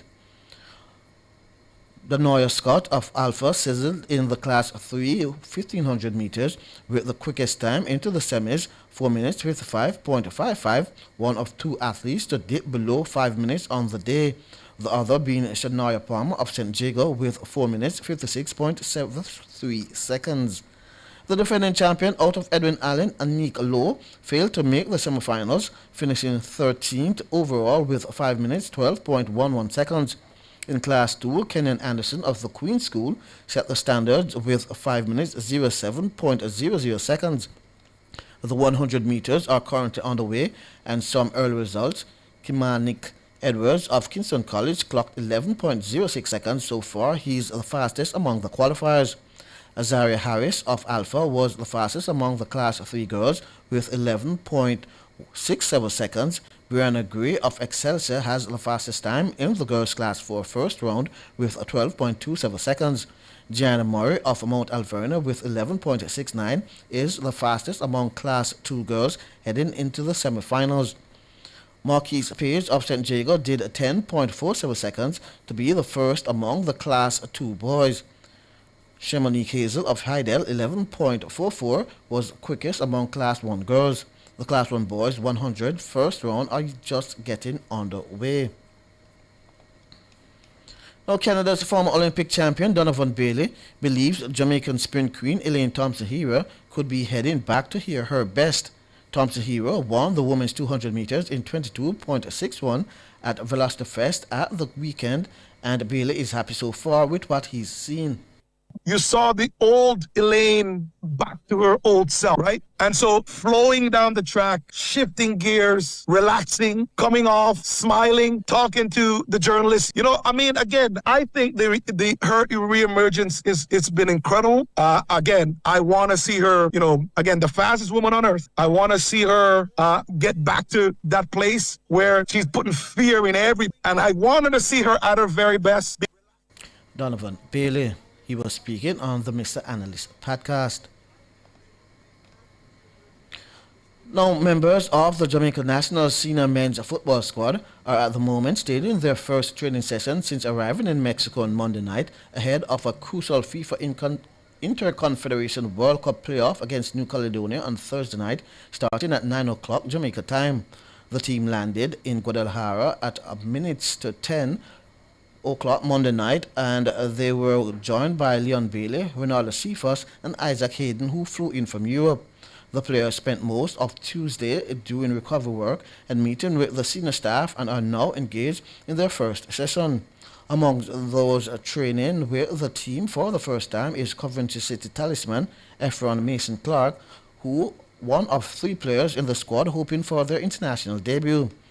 Mason Clark, who is on the verge of a Premiership promotion in England, says he's very much aware of the task awaiting the national team and the importance of getting past New Caledonia. We all know what's at stake at the moment. You know, so for me personally, whenever I'm needed, I'm just wanna be able to give 100% and help the national team as much as I can. In fact, Mason Clark, whose grandparents are from Jamaica, says though it was some time in coming, he was happy to receive his Jamaican passport. But, you know, everything in due time, and I'm happy it kind of went like this way. Speaking to a lot of people that have either played or are playing for the national team is kind of helped me just be kind of confident when coming to Jamaica. So it's been a long journey, but a positive journey. Efron Mason Clark, the winner of the Jamaica New Caledonia class, will face a Democratic Republic of Congo 5 days later for a place at the 2026 World Cup finals in the USA, Canada and Mexico, where they'll play in Group K alongside Portugal, Colombia and Uzbekistan. The group will be based in Houston, Texas. Now, Liverpool forward Mohamed Salah has announced he will leave the club at the end of the season. The 33-year-old Egypt international, who joined Liverpool from AS Roma in June 2017, confirmed the news in a video message on his social media accounts. I never imagined how deeply this club, this city, these people would become part of my life. Liverpool is not just a football club. It's a passion, it's a history, It's a spirit I can't explain in a word to anyone not part of this club. We celebrated victory. We won the most important trophies. And we fought together through the hardest time in our life. I want to thank everyone who was part of this club throughout my time here, especially the teammates, past and present, and to the fans. Now, Salah is among Liverpool's three greatest strikers with 255 goals, surpassing the likes of legends like Billy Liddell and Gordon Hudson. He now only trails the iconic Roger Hunt, 285, and the seemingly untouchable Ian Rush, 346. Salah is also second highest goal scorer for a single club in the Premier League with 189, just 24 behind Harry Kane's 213 for Tottenham. Former French international Antoine Griezmann confirmed on Tuesday that he'll be joining Major League Soccer outfit Orlando City later this summer. The 34-year-old Griezmann currently plays for Atletico Madrid in Spain. He retired from international football in 2024, having scored 44 goals in 137 appearances and was part of France's 2018 World Cup winning team. Griezmann is reportedly set to move to Florida in July and has inked a deal that could see him remain at Orlando City until 2029. I'm Alex Swiby, and that's your sports.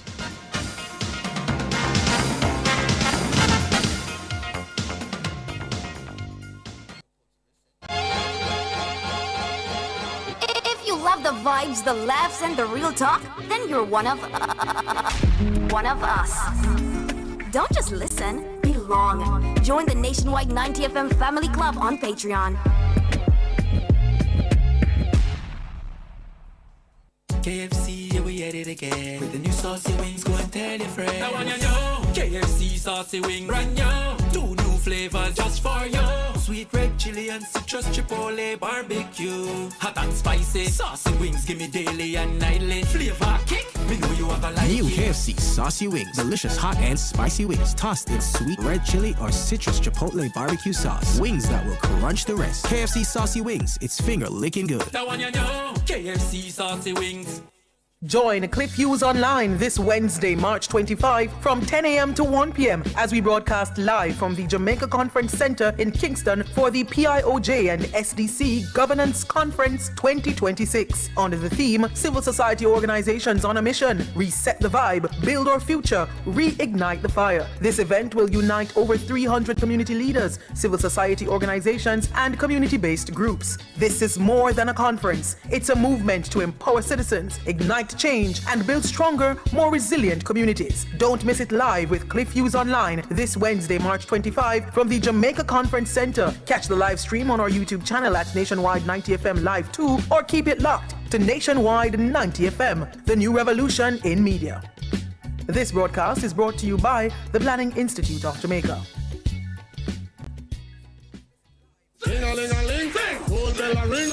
Get ready, Jamaica! The NNN School Tour 2026 is bringing energy, talent, and excitement straight to your school. Pull up your pants and put it on your waist. Every Friday, we spotlight the creativity and skills of our students. We're coming with games, prizes, and electrifying live performances. We're heading to the Lorna Auto Preparatory School in Linstead on March 27 from 1 p.m. to 4 p.m. Don't miss the vibes, the fun, and your chance to shine. The NNN School Tour 2026 is where talent meets opportunity. This broadcast is brought to you by the Police Civilian Oversight Authority, Tip Friendly Society, LMH Publishing, Wisynco Group, Digicel, Nutrition Products Limited, and Mystic Mountain, Jamaica. The Small Business Association of Jamaica invites you to a public meeting in celebration of World Sustainable Procurement Day. And guess what? Nationwide 90 FM will be there too. Happening March 26 at 1 p.m. at the Exim Bank Conference Room, 85 Hope Road. Learn how small business owners can access government contracts. Hear from the Public Procurement Commission, the Ministry of Finance and the Public Service, and the Ministry of Industry, Investment and Commerce. Gain key insights into the PPC supplier registration, procurement Compliance, and the Development Bank of Jamaica Financing. Tune in to Nationwide 90 FM, March 26th from 1 p.m. to 3 p.m. It's World Sustainable Procurement Day. Catch the live stream on our YouTube channel at Nationwide 90 FM Live 2, or keep your station locked to Nationwide 90 FM, the new revolution in media. This broadcast is brought to you by the Public Procurement Commission, your procurement partner.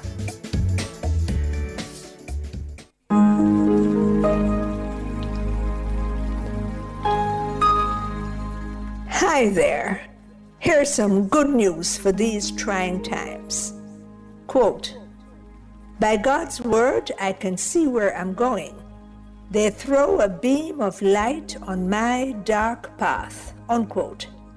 Psalm 119, verse 105.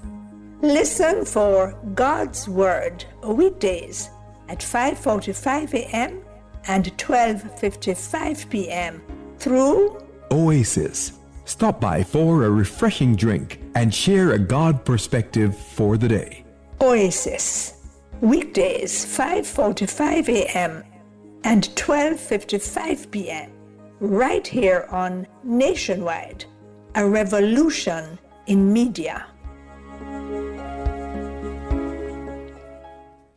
The rebroadcast of the Oasis can be heard weekdays at 5:45 a.m. Turn up the heat with Hot Listing, Nationwide 90 FM's new on-air and online classifieds feature. If you have a car for sale, room for rent, or yard sale come up. If you look at work or need stuff. If you provide a service, make it a Hot Listing, Nationwide 90 FM's new on-air and online classified segment. Your listing plays again and again. From morning till evening. You sing it, we play it. You say it once, Jamaica hears it all day, every hour. Contact our sales team now at 876-630-1210 or sales at nationwidenewsnetwork.com. Hot Listings on Nationwide 90 FM, a new revolution in media. Every day, Jamaicans have something to say. In the group chats, on social media, in the streets, there's a place where it all comes together. The comment section. This is not a lecture. This is not a call-in show. This is the hottest topics of the day, filtered through real opinions, real WhatsApp messages, real voice notes, real reactions. You agree, disagree, sound off, text it, voice note it, debate it. Comments section, Monday to Friday from 7 to 7:30 p.m. only on Nationwide 90 FM, the new revolution in media.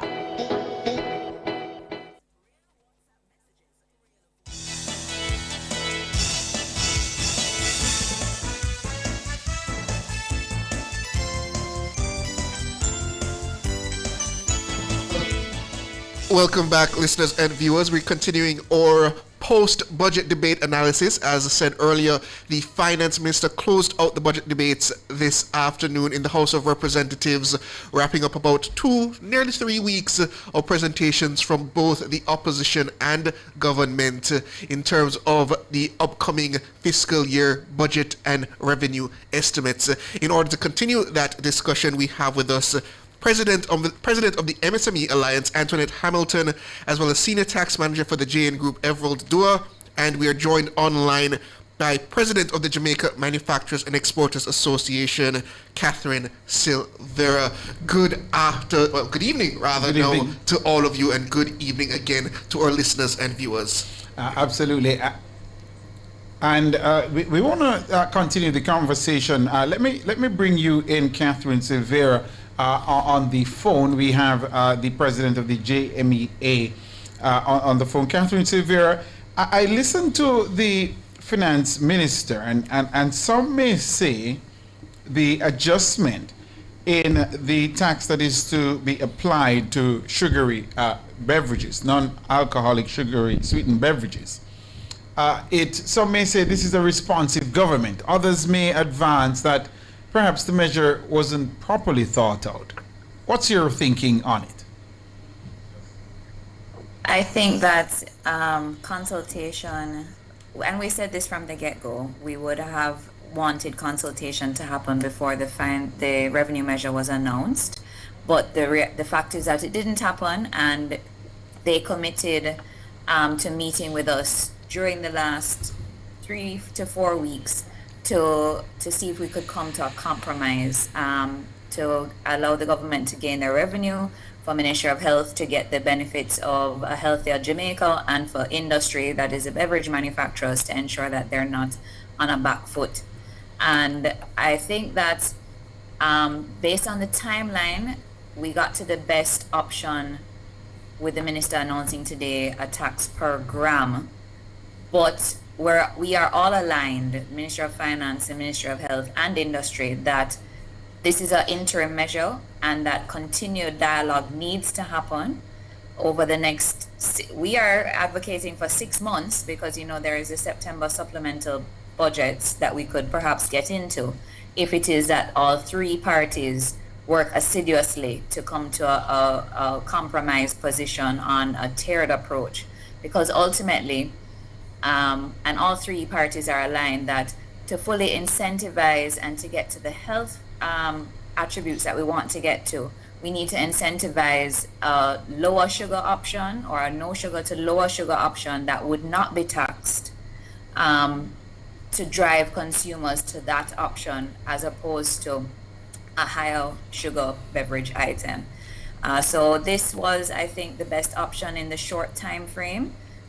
We do, advocate that, in future, if the ministry is going to be announcing revenue measures and it has to do with the manufacturing sector, that we have those consultations prior, so that we ensure that the correct approach, or the best approach, the compromised approach, is implemented from the beginning. All right. There are still many things that we need to discuss. The implementation date has been put to May 1, which we are happy for. We would have loved a little bit longer date, but we are happy for some allowance that has been made. But we still have questions to ask, especially to Tax Administration of Jamaica, to ensure that implementation goes smoothly and that we are all understanding of what needs to be done. Currently, I believe this is a SCT tax, a excise tax, and so there may be discussions needed on how that tax is collected. I believe for alcohol, you have to have a bonded warehouse, you have to have customs of some sort, or maybe a person from the excise department that is in your warehouse on whether a daily basis or weekly basis. I think for alcohol, you have a very limited amount of manufacturers, but for sweetened beverages, you have a much larger amount of manufacturers. It could be closer to 100. And so I think that has to be looked at very carefully. I think we may have to do some research on how other countries apply an SCT or an excise tax, and to say that, there are maybe warehouse systems, automated warehouse systems that could maybe be implemented as a way to capture the information that would be needed. So we still are pressing for continued dialogue within the next 30 days or less than 30 days to make sure that implementation goes smoothly on May 1. We're up on a break for a quick time signal, but I wanted to just get from you, Catherine Sylvia, before we leave her studio. If not May 1, what would you consider to be sufficient time for the implementation of this tax? I think we were lobbying initially for 3 months, and that was really to help to develop the tiered approach. Both Ministry of Finance was concerned that the tiered approach would take too long to be agreed upon by all three stakeholders, the Ministry of Finance, Health, and Industry. So July 1? So July 1 was ideally what we were looking towards. But we take what we get, and we just have to work assiduously now to make sure implementation goes smoothly. All right. You're listening to our final in our series of post-budget analysis shows. We take the break right here for a quick time signal, and we come back with more conversation. Soon come.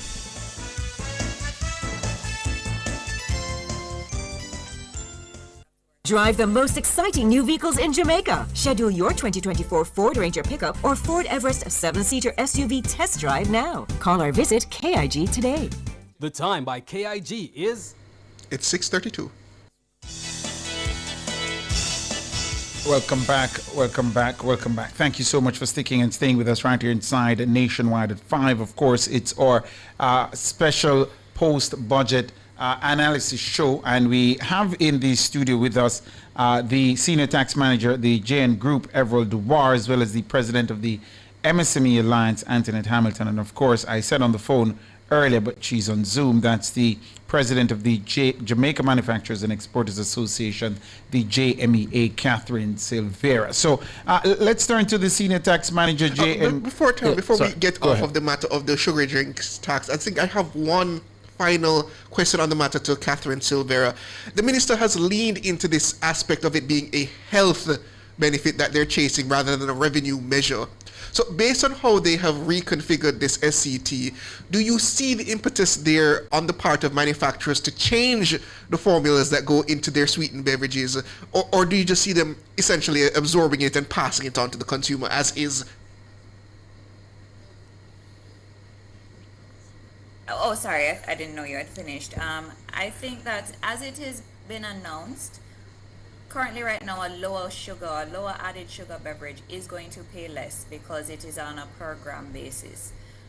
Do I think that further incentive could be needed? Yes, and that is why all three parties are aligned to a tiered approach. What that tiered approach would hopefully mean is that there's going to be a lower level tier which there would be no tax applied, and that could be, if it is that we follow, let's say, the UK model, that would be 5 grams of sugar or less would be at no tax.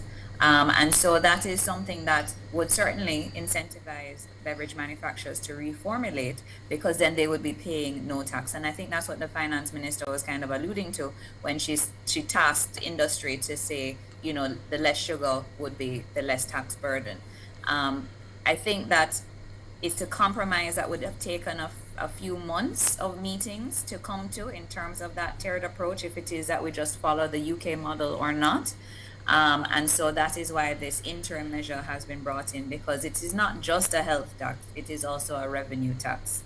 And whereas the end goal might be a tiered approach where there would be an allotment of no tax application if you fall within a certain range of added sugar, that is going to take some time for manufacturers to reformulate too. So in the interim, there would still be revenue being generated. Before we bring in Mr. Dubois, I'd love to hear you on that, Antoinette Hamilton.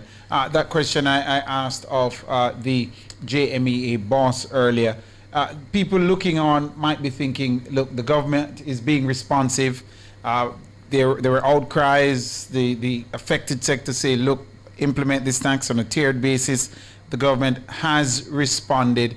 Does this say we have a responsive government, or is it that the measure was poorly thought out previously? Which side do you come down on? I wouldn't necessarily come down on any side. I would say that sometimes the government is in a very peculiar position. Sometimes if they consult, the pushback may be there. And so they may choose to push out first and then respond based on the pushback. Asking for forgiveness is easier than asking for permission. Right, maybe that's the approach that the government took. So it is good though that the government did reconsider its position and is looking to see how best they can work with the manufacturing sector. I think this is where we can actually naturally bring in you, Mr. Dubois, because the initial announcement by the government, the minister suggested that, yes, we had considered the other option up front, but felt that in the interim it would be more efficient to go with the per milliliter arrangement. Do you see that as an appropriate argument from the minister? And rather than pivoting to what he says will take more time to implement based on this new formulation? Well, what happened is that alcohol beverages are normally taxed on a volume basis. That's what she was going for. Yes. And rightfully, she said she consulted with the people who knows, and based on that, she's saying that a per sugar gram is better. So I think it's a good, she's from a good position there, and I agree with that. All right.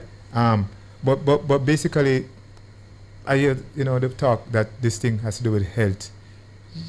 Anytime they are imposing taxes, that is how they are going to put it, that they are more concerned about the social well-being. What we know is a revenue measure. why can't it be both? Because that's what I was thinking when I heard both the PNP and the JLP officials pushing back. Why can't it be both?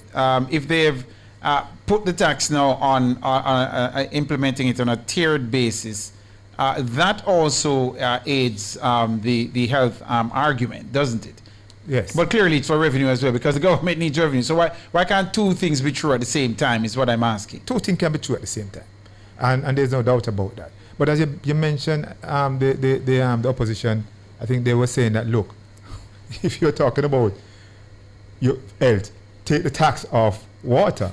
No, that's disingenuous, because we know that taxing the beverage is also a revenue measure, probably even more so, because it's not going to stop people from drinking this type of beverage, It is kind of elastic. So you find out that, to say that he's probably just being, frivolous. How you do take the tax off water? Bottled water. Bottled water is like, as far as I'm concerned, is like a luxury, right? But the fact of the matter is that the opposition put something forward that, as she said, wouldn't work, because the bottom line is to generate revenue, no matter what.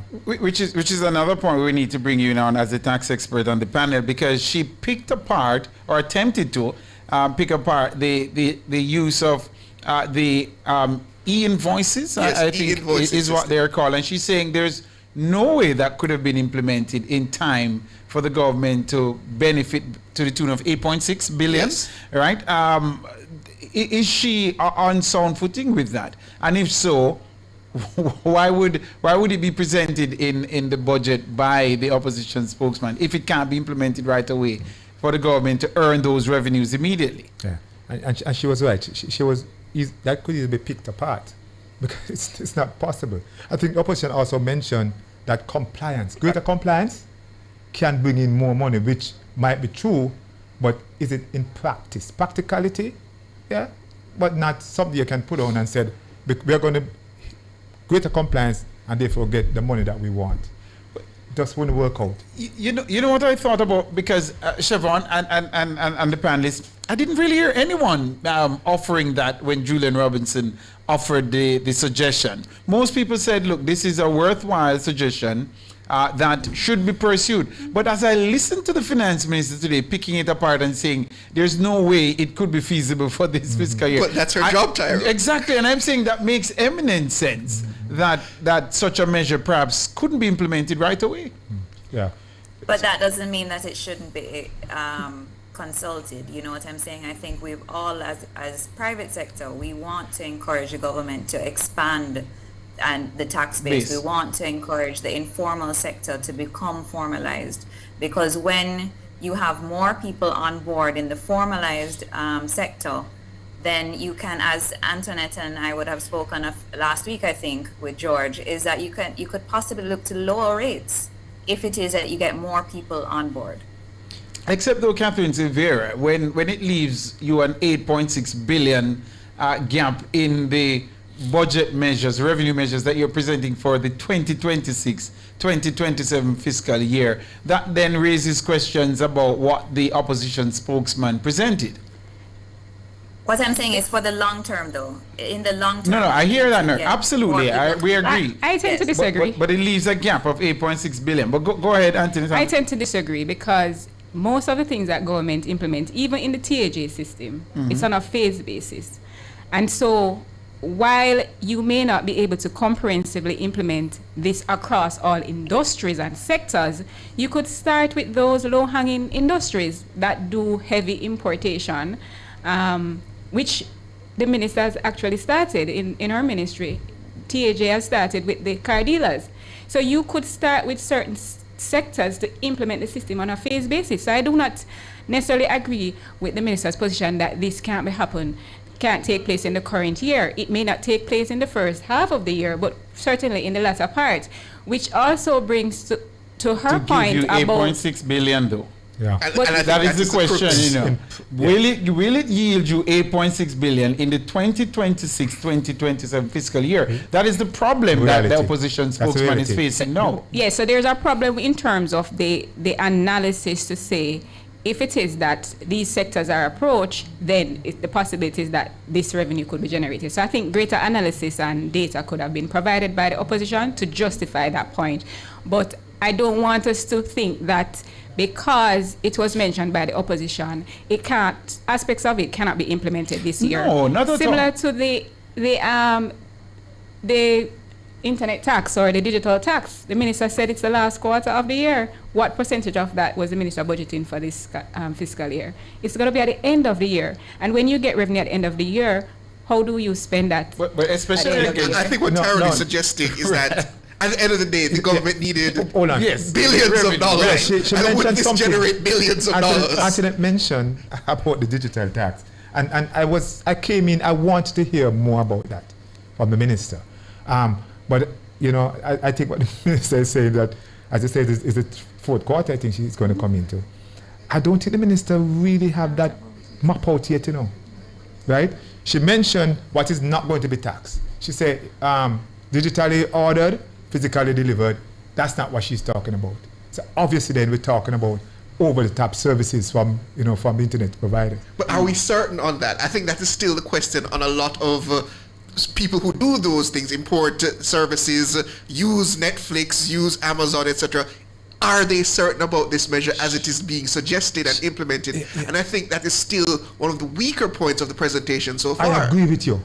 But what she did, very, very much so, it left a big gap. But what she did, she's saying, I'm ruling out the ones that you think might be thinking of. Yes. Yes, the one, obviously then she only have available the tax on those services. Just like what happened in Uganda.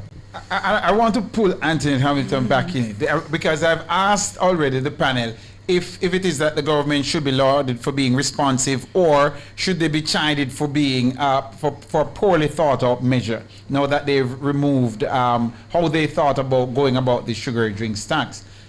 Was the opposition's approach poorly thought out because 8.6 billion with these e-invoices, you wouldn't have been able, and the tax expert is agreeing, you wouldn't have been able to get 8.6 billion, even if you rolled out in the last quarter, to select industries. Was it poorly thought out? I'm putting you on the spot. I think both parties would have presented measures that were not fully thought out. I think we all can agree with that. The magnitude of which one was not fully thought out would have, it's up for discussion, but I think both parties would have failed. But I'm asking you about the opposition leaders now, though. I asked you about the government already. I said already that the opposition leader or the opposition finance minister, spokesman on finance, could have provided greater analysis to support his argument. That is clear. It was lacking in terms of analysis.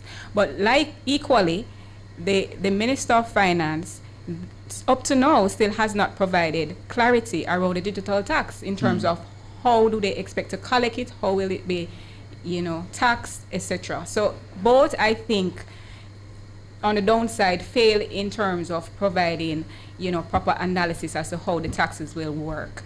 I must say, though, that the government, we must recognize, and I think both parties would have recognized, that tax has to be a part of the equation. And consumption tax, I've said it before, I'm in support of consumption tax as opposed to taxing person's income, because consumption tax allows you to choose. Yes, the argument is presented that, they could have consulted, and I agree, in some cases you should consult.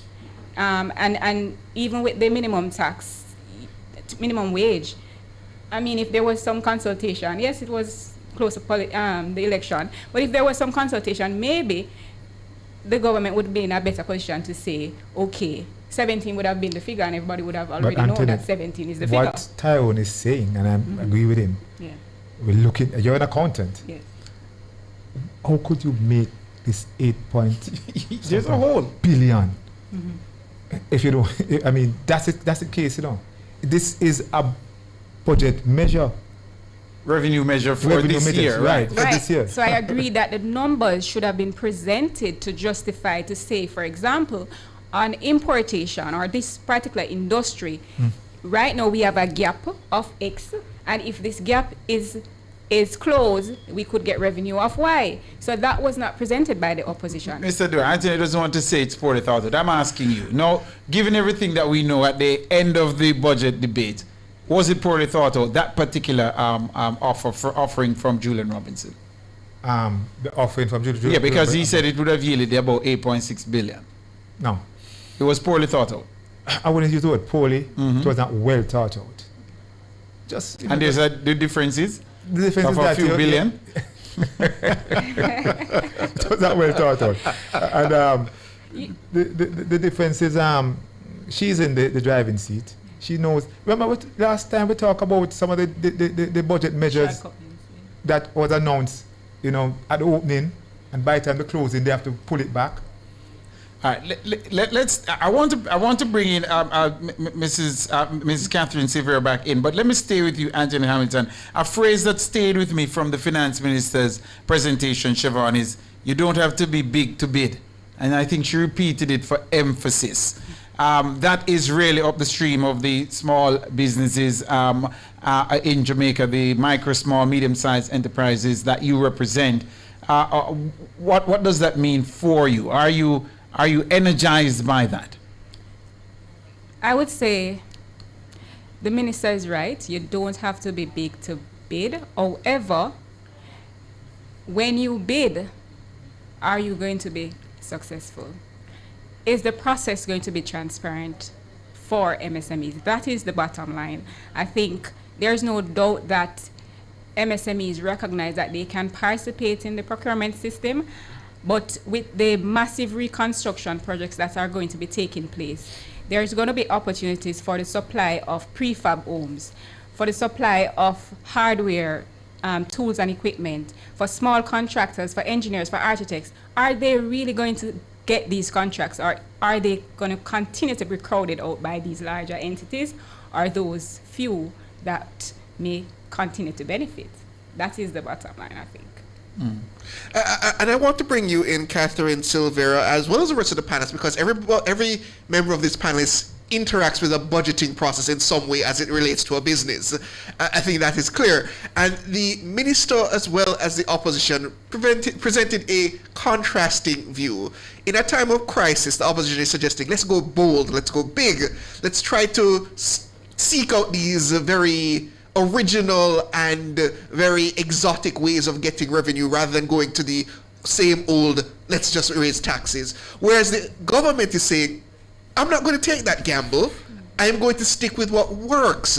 What we should be doing at this time is consolidating and making sure that we do it right. Let's not take a gamble. Let's not try to get more debt than we need to. Let's steady the ship. So, Catherine, in your terms, which message resounds better? I think it has to be a combination of both, because I do think that for this year that opposition actually brought ideas to the table to present for revenue measures, instead of saying that, when it's our time, we will come with solutions. I think they actually presented some ideas, and I think it is food for thought, because as we've said, we need the government to look to increasing compliance with tax, whether for PAYE or other corporate income tax. We need to increase the compliance and bring the informal sector on board. The government, as mentioned by Minister Williams today, is wanting to handle things a little bit less risky, right? And not putting the country into more debt, or to handle the country in a way, because, the government over the last 10 to 15 years have been very fiscally prudent, and it has, I think, put the country in a position that we can see today, that we've been able to have a Category 5 hurricane, and it hasn't displaced the whole economy of the country. So I think that it was good food for thought from both sides. I think you have to do a bit of both, and something that we haven't discussed tonight, but something that we have discussed in the past is, as a business, as a private sector business, when you're looking at your budgets, you also look at your expenditure lines, and you look to see how can you lower those expenditure lines, and not just increase prices, which is what private sector would have to do. Government increases taxes or adds in new taxes to bring in more revenue. So I think a more wholesome approach also we would like as private sector for government to look at when it comes to budget. Because at the end of the day, we need to get our productivity up. I mean, Prime Minister spoke to what our productivity rate is currently, and it's very poor compared to our Caribbean neighbors, much less the rest of the world. So we need to get our productivity up. And we also need to encourage growth for our country, because we do need our GDP to grow. We need to get a higher GDP to really transform the country. And that would bring in more revenue as well if it is that we grew at a faster rate and that our GDP was able to grow. Indeed, looking at where we can cut in terms of expenditure, I think that came up in one of the conversations we had, Siobhan, and it's really a point that should be noted. But let me stay with you for a bit there, Catherine Silvera. The Finance Minister also touched on the environmental levy. And the argument I heard, I think it was from William Mafu, the chairman of Usinco, was that the protection that was there for local manufacturers was basically removed. I gather based on what was announced by the finance minister, that protection has been restored. Will what was announced, the adjustment, will it suffice? Yes, so we are very pleased that the government heard us out on the environmental levy, protection levy tax. And have maintained the tax being levied on 75% of the manufacturer's sales. I think that puts us now on the equal footing of imports, and we are happy to hear that the government has amended the proposed tax. A responsive government, then, I think you could label this administration, it seems, Catherine Silvera. I think that, they are very open to dialogue, and I think that we hope that coming out of this current dialogue that has happened, that we promote it again in the future. I mean, no industry is ever going to say, yes, please come and tax us. Right. But I think to be open to that dialogue on both sides ahead of time would solve a lot of the implementation challenges. And so I do believe that the government has been responsive. They met with us several times. They had an open and listening ear. And we have come to environmental levy we were listened to, and it has been implemented the way that we would like it to, that we lobbied for. But a slight increase in the rate, but that's okay. You prefer it that way? Correct. Yes. What about you? I see you shaking your head, nodding your head in agreement, Antoinette Hamilton. A responsive administration. They can be labeled the whole administration, it seems. I would say that they can be considered very conservative, and that's not necessarily a bad thing. Conservative and not responsive? They are responsive when, and Catherine demonstrated that they are open and responsive when needed. So, but in terms of being a little too conservative, maybe that is something that they can look into, because as I would agree with Catherine that we have to look at three parts of this budget. Taxes, or we grow the economy, because that can bring in revenue without taxing, additional taxes. And also, we hope that at some point in the future, as Catherine said, we'll be hearing a budget that says we're going to cut this, and we're going to cut that, right. and we're going to increase this. I mean, if it even comes with some increase in taxes, but other measures, but not just focus on how can we tax, how can we get more out of our But were we citizens? getting that prior to Melissa? We had like 10, I think, budget cycles without the introduction of any new taxes. Wasn't that kind of There what we were were some getting? tax breaks as well that I think a lot of people seem to forget in that. Were we? equation I as mean, well. Melissa has seemingly blown away or recent memory, but wasn't that what we were getting, Anthony Hamilton? Well, regardless of what we're getting, we're now faced with a tax gap that we need to fill, and what we're saying is that it can't just be filled by additional tax, or it should not just be filled by additional taxes.